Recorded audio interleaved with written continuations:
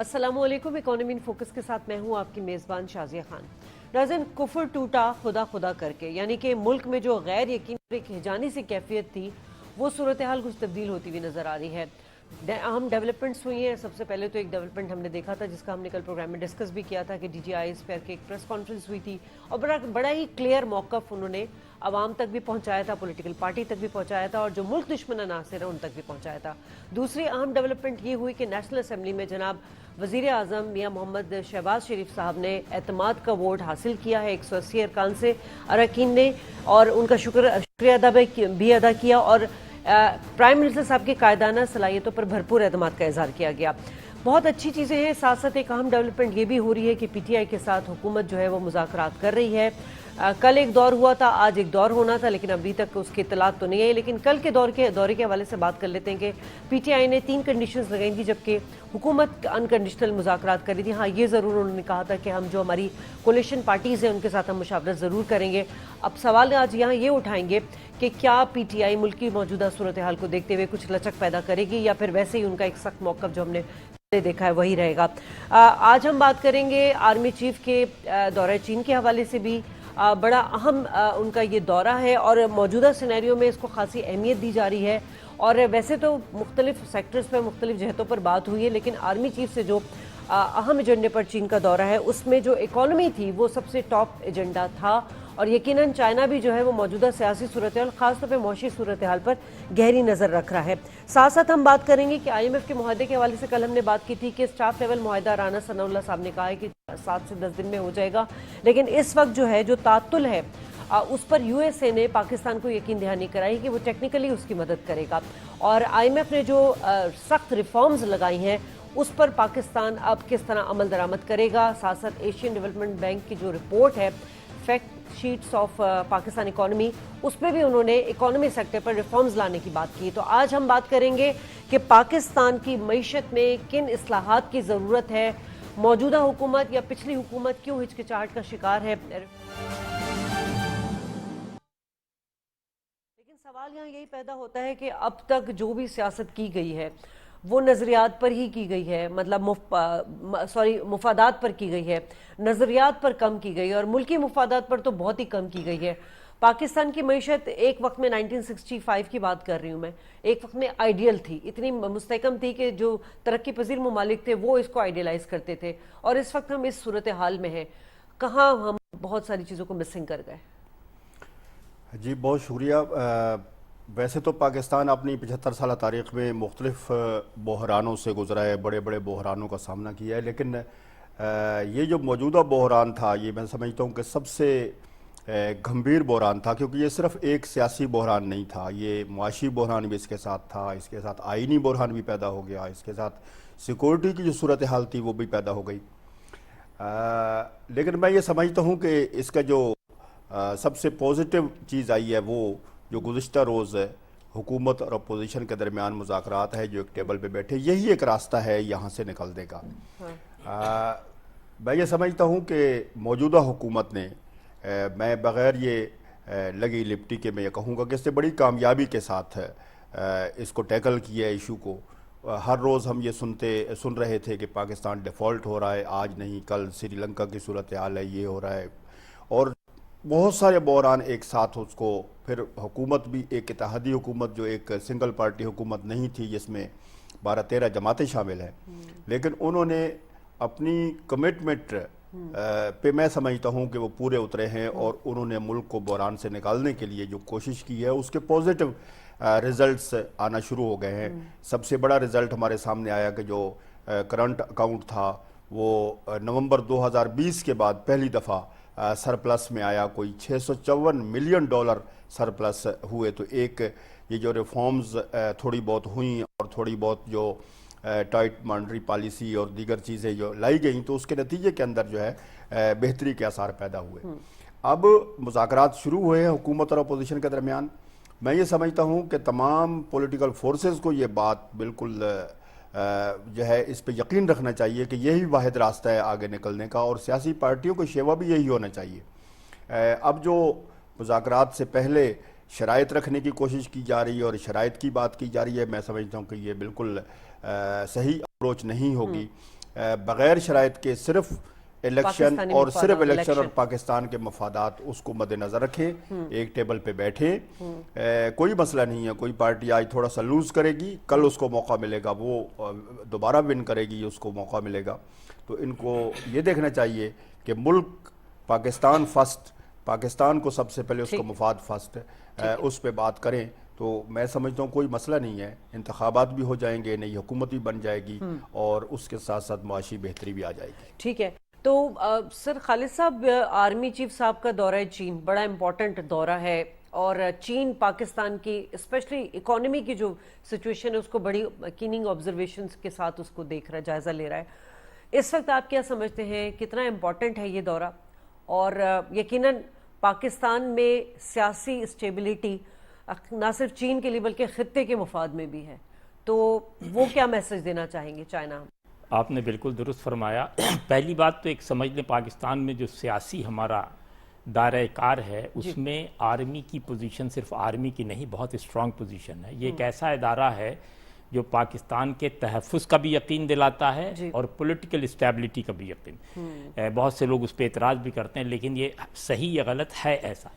आप देखेंगे कि हर क्राइसिस में, चाहे वो पिछले नवाज शरीफ साहब थे, चाहे इमरान खान थे, चाहे ये हैं, आर्मी चीफ हर उस जगह जाते हैं जहां हमें महसूस होता है कि हमें एक मजबूत हाथ की ज़रूरत है या एक समझिए गारंटी की ज़रूरत है। क्योंकि देखिए पूरी दुनिया की इकानमी बेस करती है आपके मुल्क के सियासी और मुआशी इस्तेहकाम पे। अच्छा, तो मुआशी तो जो हालत है वो है, लेकिन सियासी इस्तेहकाम जिससे इस वक्त हम डामाडोल हो रहे हैं और परेशान हैं, उस हवाले से जो बाहर लोग बैठे हैं, यानी बाहर लोग वो भी जो पाकिस्तानी बैठे ओवरसीज़ में और बाहर वो लोग जो हुक्मरान हैं अमेरिका, यूरोप, वो भी ये चाहते हैं कि जब आपसे बातचीत हो तो मुझे ये यकीन हो कि जो बात मैं आज कर रहा हूँ उसके पीछे तसलसल रहेगा, टूट नहीं जाएगा, ये ड्रामा सीरियल ख़त्म नहीं। इसलिए आर्मी चीफ का ये दौरा बहुत अहम है, क्योंकि ये खालिस यानी मुआशी पस मंज़र में है। और इसकी मेन वजह यह है कि देखिए आपको इस साल के एंड में तकरीबन 20 या 24 करोड़ अरब डॉलर जो है उसका, जिसमें 15 अरब तो आपका शॉर्ट टर्म लोन है। अरे तो वो उसे भी हमें रोल ओवर करना है, उससे भी बचना है। और आप देखें कि बाज़ वक्त हुकूमत के पे एतराज़ भी किया जा रहा है, जो किसी हद तक सही है कि हुकूमत बहुत वाज़ेह पॉलिसी नहीं बना पा रही है, लेकिन दूसरी जानिब हम ये भी देख रहे हैं कि वो बहुत बैलेंस तरीके से ग्रेजुअली आहिस्ता आहिस्ता चल रहे हैं, विच इज़ राइट। अच्छा, तो इसलिए मैं समझता हूँ कि ये दौरा दो मकसद से, एक तो ये कि जो चीन से हमारे मामलात हैं वो दुरुस्त हो जाएँ, दूसरे ये है कि सीपैक के जो रुके हुए मामलात हैं, जो बिलिंग की वजह से काफ़ी प्रॉब्लम हो रही है, हम पे नहीं कर पा रहे उस, क्योंकि बहुत सी जगह चीनी कंपनीज ने काम रोक दिया है, उनको भी तय करना है। ये दौरा हम समझते हैं कि पाकिस्तान के मुआशी इस्तेहकाम में एक बड़ा अहम रोल।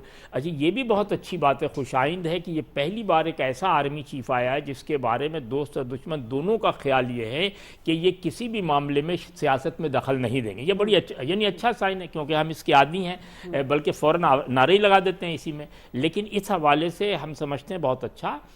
देखना सिर्फ ये है कि PDM और PTI की जो मीटिंग है, ये हर हाल में किसी न किसी काम, देखिए वो चाहते हैं कि असेंबली तोड़ के और इलेक्शन ऐलान कर दें आप, बाकी दो के अपने PDM की ख्वाहिश है कि जिसमें खास के मौलाना फजलुर रहमान साहब ज़्यादा एग्रेसिव हैं, उनका यह है कि नहीं अभी बात ही न की जाए, कोई ज़रूरत नहीं, अक्टूबर नवंबर से पहले मुमकिन वो तो कहते हैं इलेक्शन पे मुशावरती अमल सियासी जमातों का काम ही नहीं है, तो इलेक्शन कमीशन का अच्छा, काम तो है। सवाल ये पैदा होता है या नहीं है। तो देखिए बात ये, मैं तो एक और बात कहूँ जो कहनी नहीं चाहिए PTV पे, कि सवाल ये है कि आपका कॉन्स्टिट्यूशन जो है क्या वजाहत नहीं करता इसकी, और अगर करता है तो अगर चीफ जस्टिस कंफ्यूज है तो सियासतदान क्यों नहीं, और अगर सियासतदान कंफ्यूज, यानी इसके मतलब अगर आपके यहाँ अबहाम है तो उसको सही करें, हो जाना चाहिए। अच्छा, मेरा अपना ख्याल है कि ये चाहते हैं जल्दी और वो चाहते हैं अक्टूबर, तो इस दौरान अगस्त सितंबर में कहीं मामलात बैठ जाएंगे सही, और ये इलेक्शन करा मेरा ख्याल है कल जो एक कंडीशन थी उसमें ये कंडीशन भी हाँ। अच्छा, और मेरा अपना ख्याल है, ये भी बता दूं आपको कि देखिए इलेक्शन के बाद ही मामला गर्द बैठेगी, उससे पहले ये गर्द बैठने की नहीं है। ठीक है जाहिद साहब, अब हमने देखा था 1972 में हुकूमत ने बहुत सारी इस्लाहात उस वक्त लेकर आई थी, मगर रद्द अमल मनफी रहा था। फिर वो सनतों को शायद नेशनलाइज किया गया था, उसमें बहुत सारे इंडस्ट्रियलिस्ट मुल्क छोड़कर चले गए थे। اور ترقی کی شرح صنعتوں میں بہت کم ہو گئی تھی. ایک وہ وقت تھا، پھر ایک اچھا فیس آیا، اور ایک یہ وقت ہے. آپ کیا سمجھتے ہیں کہ سیاسی مصلحتوں کی وجہ سے ریفارمز نہیں لائے جا سکے اب تک؟ جی بالکل ایسے ہی ہے. آپ کو اگر یاد ہو کہ نواز شریف صاحب جب پرائم منسٹر تھے تو انہوں نے پی آئی اے کو پرائیویٹائز کرنے کی بات کی تھی. جی جی. تو اس وقت کی جو اپوزیشن تھی، اپوزیشن لیڈر جو ہیں وہ ان کے دھرنے میں پہنچ گئے، انہوں نے کہا کہ جی یہ نہیں ہو سکتا. اسی طرح اور بہت سارے چیزیں ہیں ہم سب کی میموریز میں ہیں. تو جو بھی گورنمنٹ آف دا ڈے ہے وہ تو ان ریفارمز کو کرنا چاہتی ہے. اور ریفارمز کیا ہیں کہ تقریباً 80 کے قریب گورنمنٹ کے ادارے ہیں جو تقریباً 600-700 ارب روپے سالانہ لاس کرتے ہیں. بالکل. اچھا، وہ ظاہر ہے کہ ٹیکس پیئر منی ہے، تو جو بھی گورنمنٹ آف دا ڈے ہے وہ چاہتی ہے کہ ان کو پرائیویٹائز کیا جائے. اسی طریقے اور جو گورنمنٹ آف دا جو اپوزیشن آف دا ڈے ہے وہ اس کی مخالفت کرتی ہے. تو اس کا مطلب ہے کہ اس کے لیے ایک پولیٹیکل کنسنسس ہونا چاہیے، یا چارٹر آف اکانومی یا کوئی ایک ایسا ایجنڈا، قومی ایجنڈا ہونا چاہیے جس کے اوپر اپوزیشن آف دا ڈے جو ہے وہ اس کی مخالفت نہ کرے. اسی طریقے سے بجلی گیس کے لاسز ہیں جو تقریباً دونوں کو ملا کے 800 ارب روپے سال کے ہیں، تو ان کو ٹھیک سب سے زیادہ پاور سیکٹر، انرجی سیکٹر پر سرکولر ڈیٹ ہمارا ہے. میں اگر آپ کی اجازت ہو تو مرتضی سولنگی صاحب ہمارے ساتھ ٹیلی فون لائن پر ہیں، سینئر تجزیہ کار ہیں، سینئر اینکر پرسن ہیں. بہت شکریہ سر.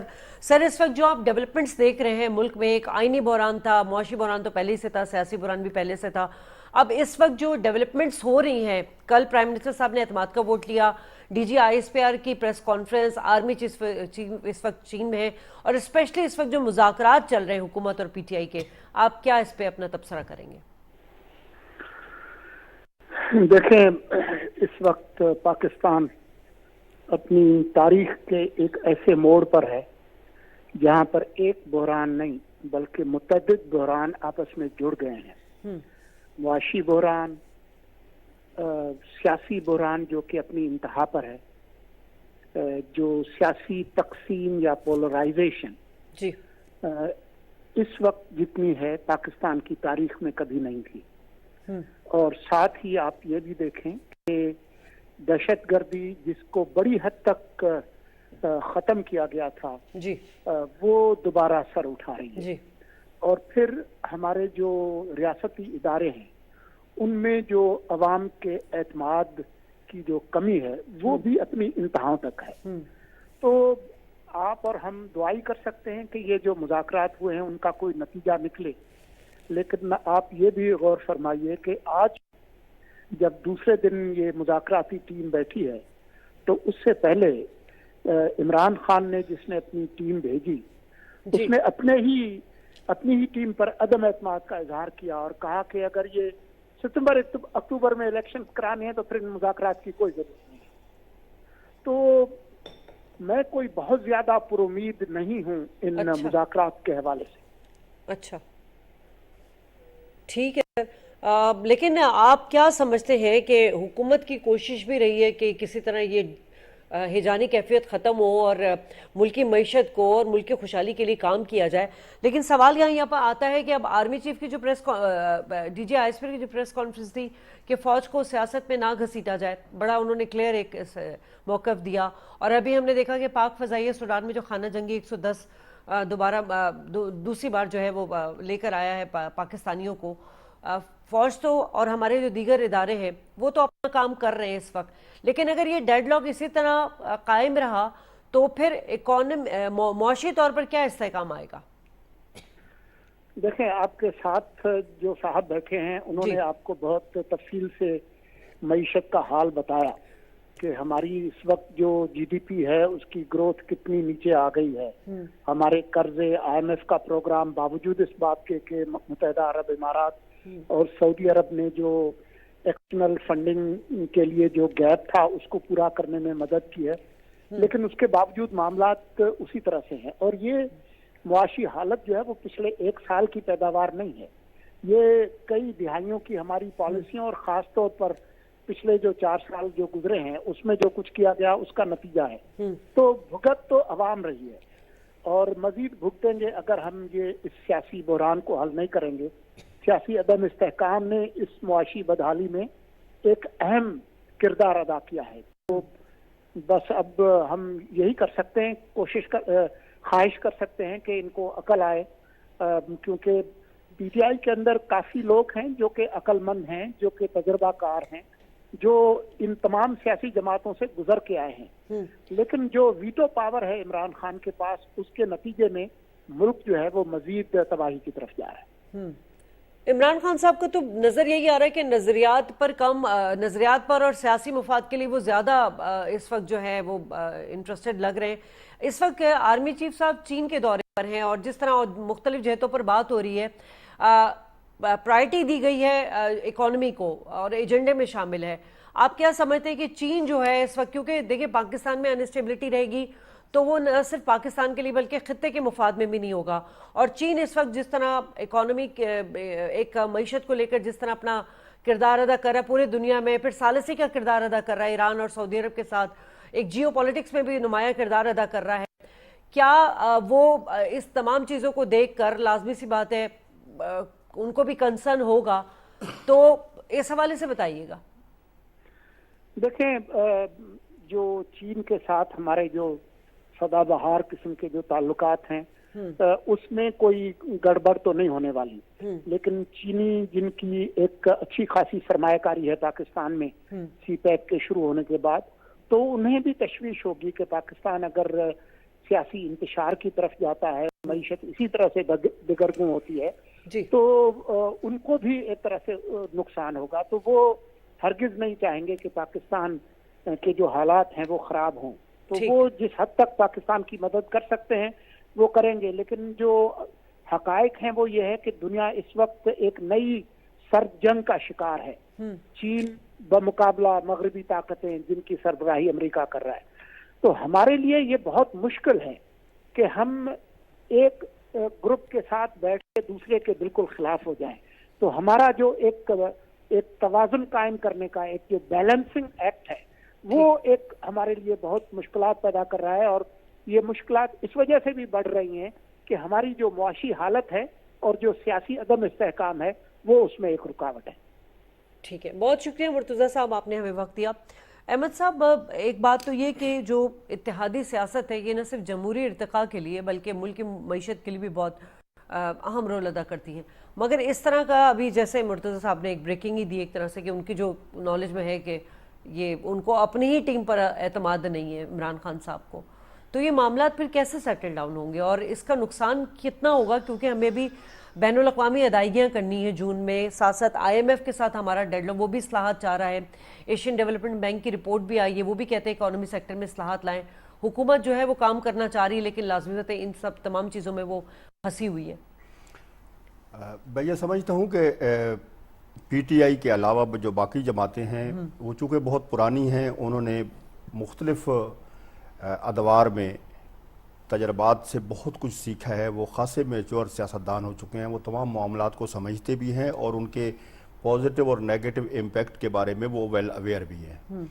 PTI और बिलखुसूस इमरान खान चूँकि सियासत में नए हैं, अभी इनको उन तमाम चीज़ों का इदराक नहीं है कि सियासत में क्या चीज़ें होनी चाहिए और कैसे सियासत में चलना चाहिए। वक्त के साथ साथ हमें उम्मीद है कि PTI के बिलखुसूस इमरान खान और बाकी लीडर्स जो है वो भी इन तजर्बात से कुछ सीखेंगे और आगे बढ़ने की कोशिश करेंगे।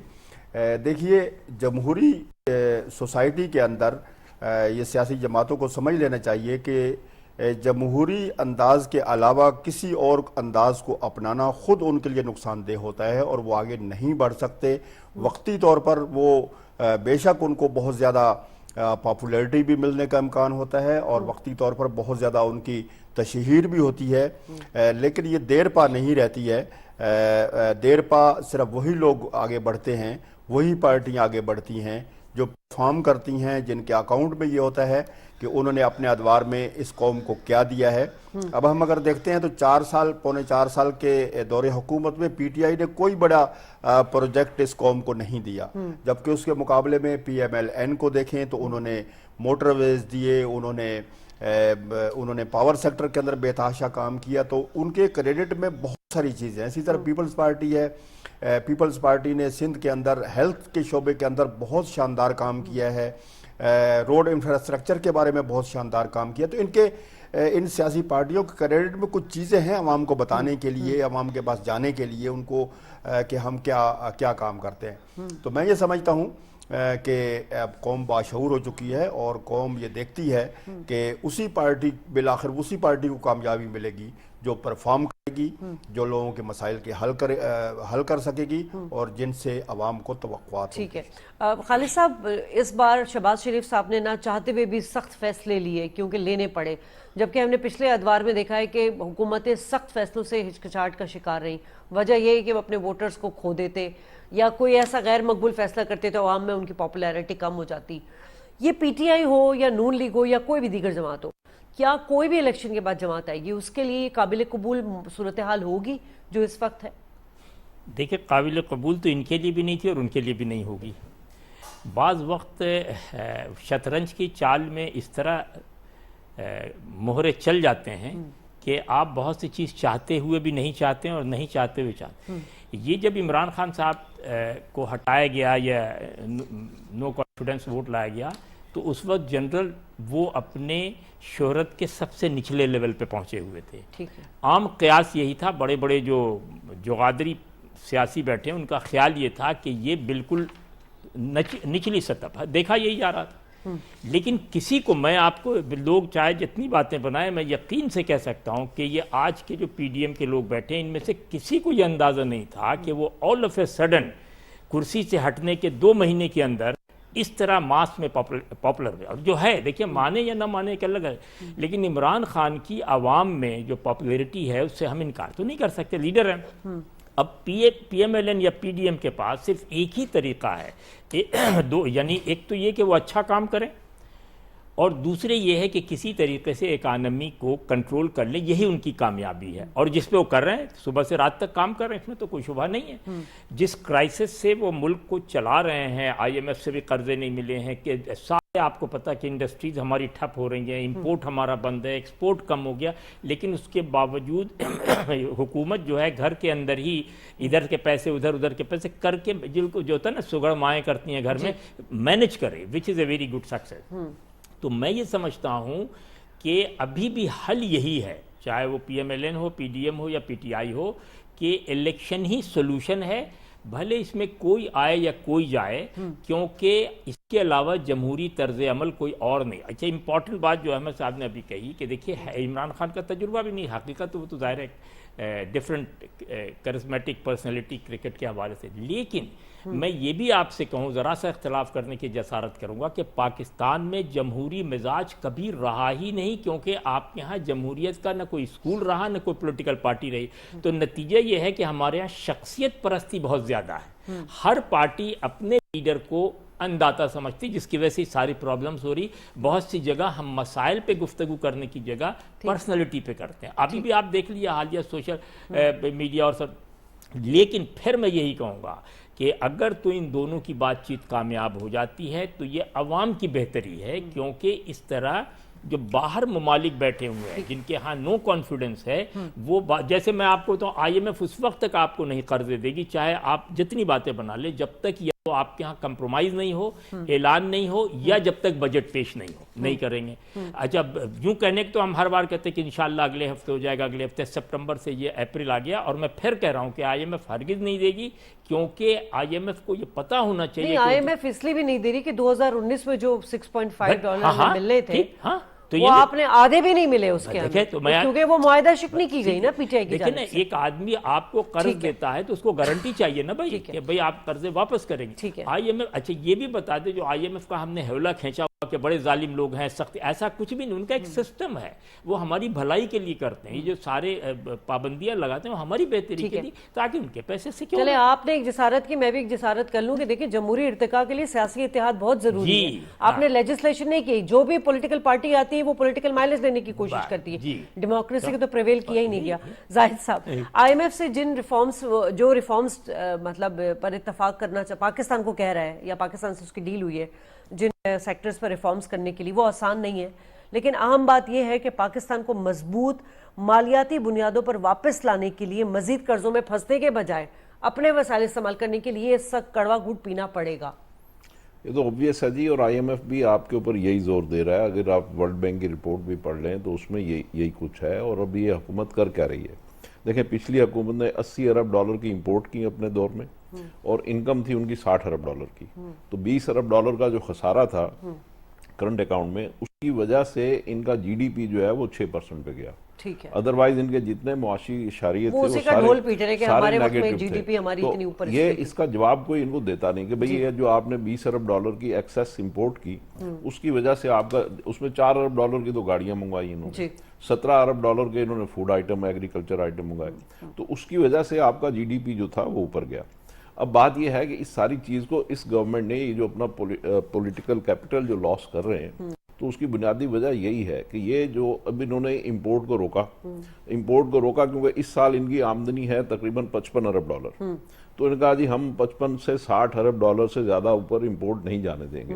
تو تقریباً 20-25 ارب ڈالر کی جو انہوں نے امپورٹ کو سکویز کیا، اس کی وجہ سے تاجر بھی رو رہے ہیں، انڈسٹری بھی رو رہی ہے، اور پورا پاکستان جو ہے وہ ایک مشکل کا شکار ہے. اور ہمارا GDP جو ہے وہ 0.4 پہ آ گیا. 3 جو ہماری فور کاسٹ تھی اس کی بجائے 0.4 پہ آ گیا. میرا خیال ہے شاید 0.4 سے بھی نیچے جائے. تو لیکن اس سے ملک تو بچے مسئلہ گا. صرف بیرونی ادائیگیوں کا ہی ہے نا جس کی وجہ سے اقدام لینا پڑ رہا ہے. دیکھیں ادائیگیاں ایک الگ فینومنا ہے، اچھا، لیکن کرنٹ اکاؤنٹ ایک الگ فینومنا ہے. کرنٹ اکاؤنٹ میں اگر فردر ہم اس سال پھر ڈیفیسٹ میں چلے جائیں، جو کہ اس گورنمنٹ نے اس کو روکا ہوا ہے، اگر پھر ہم فردر ڈیفیسٹ میں چلے جائیں گے تو وہ پائل اپ ہو جائے گا. تو اب ہم نے جو ڈیٹ سروسنگ کرنی ہے، ایک تو وہ مسئلہ ہے، ٹھیک ہے، ایک ڈیٹ کی جو پیمنٹ کرنی ہے وہ مسئلہ ہے. ٹھیک ہے. تو اس کے لیے ہمیں تقریباً مئی تک کوئی تقریباً $6-7 ارب کی پیمنٹ کرنی تھی، جو کہ اس گورنمنٹ نے چائنا کے تعاون سے اس کو بہت سارے پیسے رول اوور کر لیے ہیں. یہ جو کہہ رہے ہیں نا کہ ہم اس میں ڈیفالٹ نہیں کریں گے، تو الحمدللہ وہ ہم اس خطرے سے نکل گئے ہیں. ٹھیک ہے. تو اب ڈیفالٹ کی تو کوئی شکل مجھے نظر نہیں آتی، لیکن $29 ارب آپ کو تقریباً ہر سال پیمنٹ کرنی ہے. اور وہ اسی طرح ہوتا ہے کہ آپ نئے قرضے لیتے ہیں، پرانے پے کر دیتے ہیں. اگر آپ IMF کے پروگرام میں نہیں ہوں گے تو اس کا مطلب ہے آپ کو نئے قرضے ملیں گے نہیں، اور پرانے قرضے جو ہیں وہ آپ کو دینے پڑیں گے. تو پھر آپ ڈیفالٹ میں آ جائیں گے. اس کا مطلب ہے کہ آپ کو IMF کے پروگرام سے مطلب ہے کہ IMF کے ہاسپٹل میں آپ کو ایڈمٹ رہنا پڑے گا جب تک آپ کی اکانومی ٹھیک نہیں ہوتی. اور اکانومی ٹھیک کرنے کے لیے جو میں نے ابھی تھوڑی دیر پہلے کہا تھا کہ 700-800 ارب روپے جو آپ کے قرضے جو پیسے سائفن ہو رہے ہیں، جو یہ 80 کے قریب ادارے ہیں گورنمنٹ کے، ان کو آپ کو ٹھیک کرنا پڑے گا. ان کو جب سرکاری اداروں میں کتنا خسارہ ہے جی ان کو ٹھیک کرتے ہیں تو وہ ایک پولیٹیکل ایشو ہے، تو اس کو ایکسپلائٹ کرتی ہے اپنا جو اپوزیشن ہوتی ہے. تو اس وجہ سے آپ کو ایک پولیٹیکل سٹیبلٹی چاہیے. اب میں یہ سمجھتا ہوں پچھلے 1 مہینے کی جو ہم سپریم کورٹ کے ساتھ بھی جو سچویشن ہم دیکھ رہے ہیں، خان صاحب بھی سڑکوں سے تھک کے واپس سپریم کورٹ یا کورٹ میں آ گئے اور مذاکرات کی ٹیبل پہ آ گئے. پاکستان نیو نارمل میں داخل ہو رہا ہے، اور یہ پاکستان کا نیو نارمل ہے کہ یہاں پہ ساری چیزیں چلتی رہیں گی. ٹھیک ہے. کورٹ بھی چلتی رہے گی، پارلیمنٹ بھی چلتی رہے گی، سڑکیں بھی چلتی رہیں گی. ٹھیک ہے. اور اسی میں ہی پرفارمنس ہوگی، اور اسی میں اس گورنمنٹ نے پرفارمنس کر کے دکھائی ہے کہ انہوں نے ڈیفالٹ سے بچا لیا، انہوں نے کرنٹ اکاؤنٹ ڈیفیسٹ سے ہمیں بچا لیا. نو ڈاؤٹ کہ اس میں مہنگائی ہے، لیکن انہوں نے ہمیں آٹا فری دے کے دکھا دیا کہ ہم ڈائریکٹ سبسڈی دے سکتے ہیں. یہ ان کا بہت بڑا پروجیکٹ تھا جس کو انہوں نے کامیابی سے چلایا. تو اب یہ جو ڈائریکٹ سبسڈی ہے اس کو یہ اور بہتر کریں گے اور امپروو کریں گے، اور جو بہت غریب ہیں ان کے لیے بہتری ہوگی. ایک چیز اور ہے کہ پاکستان میں اس وقت تقریباً 12,000 ارب روپیہ سال کا یہ جو فورن ریمیٹنس ہے وہ آ رہی ہے. وہ کسی کھاتے میں نہیں ہے. یعنی جب ہم ٹاک شوز کرتے ہیں یا کہیں بات چیت کرتے ہیں تو 12,000 ارب روپیہ کس کے پاس آ رہا ہے؟ وہ پاکستانیوں کے پاس آ رہا ہے نا. تو وہ پاکستانیوں کے پاس آ رہا ہے، پاکستانوں کی اس سے لائیولی ہوڈ بن رہی ہے. پاکستانی اس کو جا کے مارکیٹوں میں سپینڈ کرتے ہیں، اس سے اپنی ٹی وی لیتے ہیں، فریج لیتے ہیں، گاڑیاں قسطوں پہ لیتے ہیں، گھر قسطوں پہ لیتے ہیں. تو وہ 12,000 ارب روپیہ یعنی 1,000 ارب روپیہ مہینے کا، تو وہ بھی کم اماؤنٹ نہیں ہوتا. تو ایز سچ پاکستان میں جو غربت ہے، نو ڈاؤٹ کہ بہت غربت ہے، لیکن وہ غربت کتنی ہے؟ کتنے لوگ ہیں جو غریب ہیں؟ وہ تقریباً 1.25 کروڑ سے زیادہ لوگ ایسے نہیں ہیں جو بہت نادار ہیں، جس کے لیے آپ کو ابھی جو فگر آیا تھا میرے خیال 3 کروڑ لوگ، اگر میں غلط نہیں ہوں تو. دیکھیں یہ جو 12,000 ارب روپے آ رہا ہے نا، یہ کسی کھاتے میں نہیں ہے. جن کے پاس یہ آ رہا ہے وہ بھی گورنمنٹ کی بکس میں غریب ہیں. लेकिन वो गरीब नहीं है। फिर वहाँ वो टैक्स तो- वाली बात भी आ जाती है ना सर, वो अच्छा, टैक्स फिर रिफॉर्म्स हमारी भी नहीं है कौम जो है हमारे। जो 4,000 अरब रुपए टैक्स हम कम देते हैं, बिल्कुल जो हमारे डीलर डिस्ट्रीब्यूटर उस टाइप के लोग हैं वो 4,000 अरब रुपए टैक्स बनता है जो वो देते नहीं है, वो भी मार्केटों में जाके स्पेंड करते हैं। इन्फ्लेशन की एक रीजन ये भी है हमारे यहाँ कि वो चीजें अकाउंट फार नहीं होती, तो प्रॉपर हमें स्टैटिस्टिक्स और अहमद अकाउंट फार साहब, होने की जरूरत कैसे है। पाकिस्तान में इंतहाई कम काबिल टैक्स आमदनी को किस तरह बढ़ाया जाए? ये एशियन डेवलपमेंट बैंक की जो हालिया रिपोर्ट आई है उसमें भी उन्होंने जो तजावीज़ दी हैं उसमें दो बहुत बेहतरीन तजावीज़ हैं। एक तो ये है कि वैल्यू एडेड एक्सपोर्ट्स को हमें बढ़ाना पड़ेगा, जब तक वो नहीं बढ़ेगी, और दूसरा अपने टैक्स बेस जो है बढ़ाना पड़ेगा। एक अरसा हो गया है, सब लोगों को पता है कि कौन लोग वो हैं जो हर साल इंटरनेशनल दौरे भी करते हैं, बड़ी गाड़ियाँ भी रखते हैं और टैक्स उनका बहुत कम होता है। तो उन तमाम लोगों को जो अब तक टैक्स नहीं दे रहे हैं, जैसे जाहिद साहब ने कहा है कि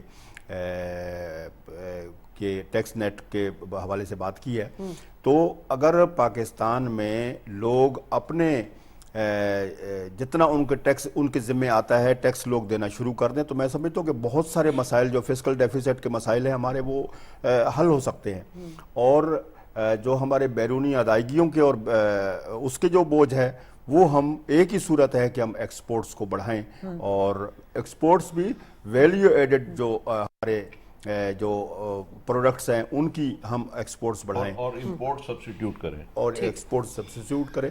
तो ये दो बड़े ऑप्शंस हैं जिन पे काम करके और आगे बढ़ा जा सकता है। ठीक है खालिद साहब, रिफॉर्म्स पे बात की जाए तो बहुत सारे इदारे रिफॉर्म्स, वहाँ पब्लिक सेक्टर हो गया हमारा, फिर अभी बात कर रहे थे एनर्जी सेक्टर पे, तो हम कितना लाइन लॉसेस में हमारा 600 अरब रुपए। तो बात वही आ जाती है कि हम फोकस करने की जरूरत है, इस्लाहात बहुत हर सूरत जो है ये लाने की जरूरत है और उस पर अमल दरामद कराने की जरूरत है। देखिए बात तो फिर वो है ना खाकम बदहन कि सबसे पहले करप्शन ख़त्म करना होगा। मैं आपको बताऊं, आपके यहाँ टैक्स की कमी में करप्शन सबसे बड़ा रोल अदा करता है, जिस पे हम बहुत खामोशी से आंख बंद करके खामोश हो जाते हैं। आप यकीन करें, मैंने पिछले प्रोग्राम में अभी यही कहा, मैंने कहा बहुत आसान, हालांकि मज़ाहिया अंदाज था, मैंने कहा कि सिर्फ आप सारे बिजनेस मैग्नेट्स को बुला लें जो पाकिस्तान के ज़्यादा से ज़्यादा 500-1000 बड़े बिजनेसमैन हैं, और इनसे ये कहें कि साहब हमें टैक्स साल में इतने पैसे चाहिए, 20 अरब चाहिए, 50 अरब चाहिए, और हम अब किसी के पास नहीं जाएंगे, आप जमा करके दे दें, आप यकीन करिए जमा करके दे देंगे, इतनी सलाहियत है। क्योंकि आपके टैक्स के लेने से और पहुंचने तक के दरमियान में आधे से ज़्यादा टैक्स गायब हो जाता, चाहे आप माने चाहे ना माने, एक अलग बात। अच्छा, ये जो वर्ल्ड बैंक ने भी और जो एशियन डेवलपमेंट ने ये बड़ा मेंशन किया है कि corruption is the biggest factor, किया है ना मेंशन, आपको ये ख़त्म करना होगा। टैक्स पाकिस्तान में कम नहीं, बल्कि मैं आपको और बताऊं, आपको टैक्स कहीं कम नहीं जमा होता, टैक्स कहीं ना कहीं बह जाता है, गर्क हो जाता है, डूब जा। सबसे ज़्यादा मैं आपको बता, टैक्स को आप लोग टैक्स देते हैं सबसे ज़्यादा। कैसे?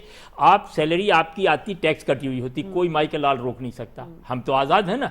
और उसके बाद आप बाहर जाते हैं तो जीएसटी भी देते हैं, सामान खरीदते तो सही मानों में हमारी तो अपनी 10 से 12% कटती है। नहीं, मैं आपसे कह रहा हूं कि अगर आप देखें तो पाकिस्तान पे जो नौकर पेशा है ये तकरीबन 35 से 42% टैक्स देता है। ऐस पर हम लोगों के कम इधर से भाग जाते हैं।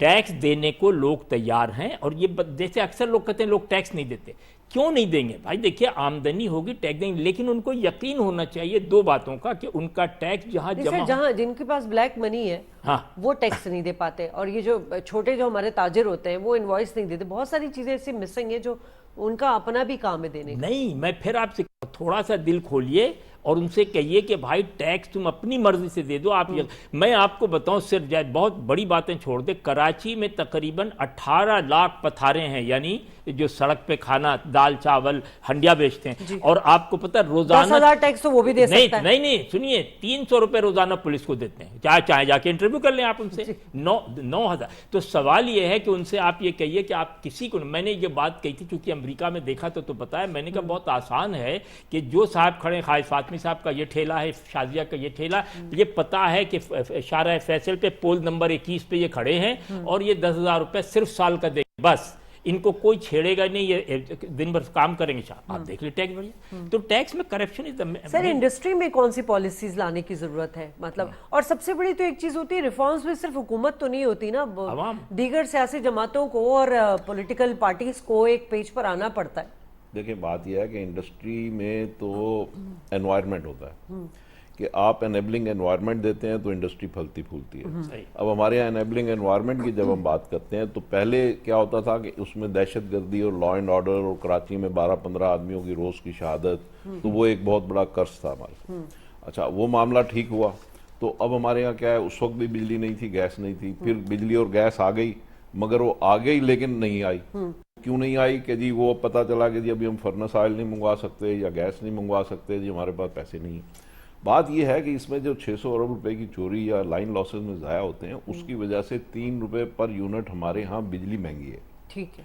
جب وہ بجلی مہنگی ہے تو اس کا مطلب یہ ہے کہ ہم انٹرنیشنل مارکیٹ میں کمپیٹیٹیو نہیں ہیں, یعنی جو مصنوعات بناتے ہیں وہ مہنگی ہوتی ہیں. جب مہنگی ہوں گی تو وہ بکیں گی نہیں. تو دوسرے لفظوں میں اس کا مطلب یہ ہے کہ انیبلنگ انوائرمنٹ ہمیں دینا ہوگا, جو کہ ہم دنیا میں 108ویں نمبر پہ آتے ہیں, جو کہ ہمیں بہت اوپر آنے کی ضرورت ہے. تو یہ انیبلنگ انوائرمنٹ میں چیزوں کو جب ہم ٹھیک کریں گے, اس میں ایف بی آر سے بھی لوگ ڈرتے ہیں.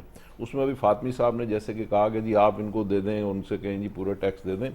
یہ گورنمنٹ نے کئی دفعہ کہا ہے جی آپ سال کا 5,000 روپے ٹیکس دے دیں, سال کا 10,000 روپے ٹیکس دے دیں, کوئی آپ کو ہاتھ نہیں لگائے گا. لوگ 5,000 سال کا ٹیکس دینے کو تیار نہیں ہیں, نہیں دیتے. اسی طریقے سے جب آپ بات کرتے ہیں سیلز ٹیکس کی, تو یہ جو ہوتا ہے یہ انڈائریکٹ ٹیکس ہوتا ہے, یہ مہنگائی کا باعث ہوتا ہے. ہمیں ڈائریکٹ ٹیکس یعنی انکم ٹیکس دینے کی ضرورت ہے. تو انکم ٹیکس جب ہم لیں گے تو اس کا مطلب یہ ہوگا کہ غریب غریب تر نہیں ہوگا, امیر امیر تر نہیں ہوگا, یعنی آپ امیر سے لے کے غریب پہ انویسٹ کریں گے. تو یہ اوورآل جو ٹیکس کی سکیم ہے اس کو سمجھنے کی ضرورت ہے. پھر یہ کہ انڈا پہلے یا مرغی پہلے, یہ نہیں ہو سکتا کہ آپ کہیں گے جی چونکہ مجھے اطمینان نہیں ہے کہ جی گورنمنٹ پیسہ صحیح خرچ کرے گی اس لیے میں ٹیکس نہیں دوں گا. آپ کو ٹیکس دینا ہے, چاہے گورنمنٹ صحیح خرچ کرے چاہے نہ کرے, ٹیکس آپ کو دینا ہے. جب آپ ٹیکس دیں گے تو یہ ملک بنے گا. تو لہٰذا یہ شرط لگا کے ٹیکس نہیں ہوتا, آپ کو چیزوں کو صحیح کرنا ہوگا, سسٹمائز کرنا ہوگا. اور جو میں گزارش کر رہا ہوں کہ ہم 7,000 ارب روپے ٹیکس دیتے ہیں, تو یہ کون دیتا ہے؟ بزنس مین ہی دے رہے ہیں, صنعت کار ہی دے رہے ہیں. لیکن یہ دینا ہے 11,000 ارب روپے. 4,000 ارب اس میں ہماری قلت ہے. وہ قلت جو ہے وہ لوگ دیں گے, اور اس میں مینلی جو ہمارا جو ریٹیلر طبقہ ہے وہ ٹیکس نہیں دیتا. وہ ٹیکس جب تک نہیں دیں گے تو ہمارا جو یہ فسکل ڈیفیسٹ ہے یہ ہمارا پورا نہیں ہو سکتا. اس کے لیے ہمیں اس طرف جانا ہوگا, اور اس کے لیے ایف بی آر کا ڈر اور خوف جو ہے قانون کو بھی تھوڑا اس کو بھی ٹھیک کرنا ہوگا, اس کا خوف ختم کرنا ہوگا. اور اس میں جو ایک چیز اور, 200 ارب روپے ہماری ٹیکس کرپشن ہے. وہ جو ٹیکس کرپشن ہے 200 ارب روپے کی, اس کو بھی ہمیں ٹھیک کرنا ہوگا. جب تک ان چیزوں کو ہم ہینڈل نہیں کریں, اچھا ان ساری چیزوں کو ہینڈل کرنے کے لیے ریفارمز کے لیے پھر اگین وہی بات ہے کہ پولیٹیکل سٹیبلٹی, گورنمنٹ اور اپوزیشن کوئی بھی ہو, ان کو اس چیز کے اوپر کہ جس میں ملک کا انٹرسٹ جو ہے یا مفاد جو ہے وہ کمپرومائز نہ ہو, تو اس طرف آنا ہوگا. اور اس کے لیے میں نے بھی تھوڑی دیر پہلے کہا تھا, میں نے وہی بات کی احمد صاحب کہ ایک پیج پہ آنا پڑے گا. اگر آپ نے ریفارمز لانے, اگر آپ ٹیکس کے اسٹرکچرل ریفارمز جو ہے لے کر آئیں, تاکہ جیسے بتا رہے ہیں زاہد صاحب بھی اور خالد صاحب بھی, تو ہمیں تو پھر یہ آئی ایم ایف کے پاس جانے کی ضرورت ہی نہیں, کسی بھی مالیاتی ادارے کے پاس جانے کی ضرورت نہیں. بالکل, جو ہماری ضروریات ہیں, جس طریقے سے ہماری آبادی بڑھ رہی ہے, جس ریشو سے ہمیں چیزوں کی ضرورت ہے, جیسے میاں صاحب نے کہا ہے کہ 11,000 ارب روپے کا ٹیکس جو ہے ہمیں چاہیے, جو مل سکتا ہے, جو پوٹینشل ہے, اور 10% اینول اس کے اندر اضافہ ہونا چاہیے, جو بالکل ممکن ہے. اسی طرح 17%. اچھا, اسی طرح 7% جی ڈی پی گروتھ ہمیں ریکوائرڈ ہے. جو ہماری آبادی بڑھ رہی ہے, ہم اگر 7% پہ ہماری جی ڈی پی گرو کرے گی تو ہم چیزوں کو سنبھال سکتے ہیں. اگر یہ دو چیزیں ہو جائیں تو بالکل ہمیں نہ آئی ایم ایف کے پاس جانے کی ضرورت ہے, نہ کسی اور انٹرنیشنل انسٹیٹیوشن کے پاس جانے کی ضرورت ہے, ہم اپنے پاؤں پہ کھڑے ہو جائیں گے. تو خالد صاحب, ہماری اگر ریفارمز پالیسیز بنائی بھی جاتی ہیں تو ہماری بیوروکریسی میں کتنی اہلیت ہے, کیونکہ اس نظام پر بھی ایک سوال اٹھتا ہے. سارا وہی پرابلم. اچھا, آپ نے تو مطلب وہی, میں نے احتیاطاً کہا. دیکھیں میں آپ کو بتاؤں, من حیث القوم ہم اتنے کرپٹ ہو چکے, ہمیں اصل میں اعتراف نامہ سب سے بڑا مسئلہ ہو گیا کہ کانفیس کون کرے. اچھا, جب کانفیس آپ نہیں کریں گی تو زندگی میں ترقی نہیں کریں گی. ہم اپنے گناہوں کو, جیسے کرسچینٹی میں بہت اچھا طریقہ ہے کہ وہ جا کے گناہ کا اعتراف کر لیتے ہیں. ہمارے یہاں جانماز پہ کرتے, تو جانماز پہ تو ہم لوگ سب کرتے ہیں, لیکن باہر نکل, دیکھیے آپ کو کہنا ہوگا کہ اس ملک میں کرپشن نیچے سے اوپر تک ہے, یہ جب تک نہیں, اور اس میں ضرور ایسے لوگوں کو سامنے لانا ہوگا. میں آپ کو چھوٹی سی بات بتا دوں کہ میں نام نہیں لے سکتا یہاں, کہ بہت سے وہ لوگ جن کے بارے میں مصدقہ ہے کہ نہایت ایماندار لوگ ہیں، میئر رہ چکے ہیں، نہایت شریف لوگ ہیں، گاڑی نہیں ہے، 80 گز کے گھر پہ رہتے، ان کو آپ ووٹ نہیں دیں گے، ووٹ آپ اسی کو دیں گے جو 15 کروڑ روپے خرچ کرے گا الیکشن میں. تو کیسے اچھے لوگ آئیں گے؟ آپ دیکھیں نا، اچھا وہ لوگ جب آتے ہیں تو بیوروکریسی انہی سے کام لیں گے نا، وہی ان کو وہ مشورہ دیتے ہیں. آپ کو چیک اینڈ بیلنس کرنا ہوگا کہ ایک آدمی اگر 2023 میں اس کی آمدنی دیکھیں نا، باہر کی دنیا میں کیسے چیک کر آپ کی ٹرانزیکشن سے چیک کر لیتے ہیں کہ بھائی آپ یہ بتائیں پچھلے 3 سال سے آپ کی ماہانہ آمدنی $3,000 یہ اچانک 7,000 کیسے ہو گئی؟ How come? آپ کے یہاں کوئی سسٹم ہی نہیں ہے. یعنی جتنے لوگ اکثر میرے دوست احباب جو 20 اور 30 کی عمر میں میرے ساتھ بائک پہ گھومتے تھے وہ پراڈو میں گھوم رہے، لیکن کسی کو نہیں معلوم کیسے. یہ آپ کو کہیں نہ کہیں یہ چیک بیلنس سختی سے، نرمی سے، چالاکی سے، ہوشیاری سے، قانون سے یا لا قانونیت سے آپ کو یہ چیک اینڈ بیلنس کرنا ہو، ورنہ نہیں کر سکتے. ٹھیک ہے، پروگرام کا وقت ختم ہو گیا. آپ تینوں مہمانوں کا بہت شکریہ. ناظرین، ڈسکشن میں ہم نے یہی دیکھا کہ معیشت جو ہے وہ بہت ایک کہیں گے نا ایک سنجیدہ مسئلہ ہے، اور اس کے لیے یقیناً سیاسی مصلحتوں کی ضرورت ہے، اور یہ وقت کا تقاضا بھی ہے، ورنہ ہم پاکستان ہر وقت امداد، قرضے اور انہی تمام چیزوں میں پھنسا رہے گا. پاکستان کو اس وقت نیشنل کنسنسس کی ضرورت ہے تاکہ پاکستان کی معیشت کو مضبوط کیا جائے. پروگرام سے اجازت، اللہ نگہبان.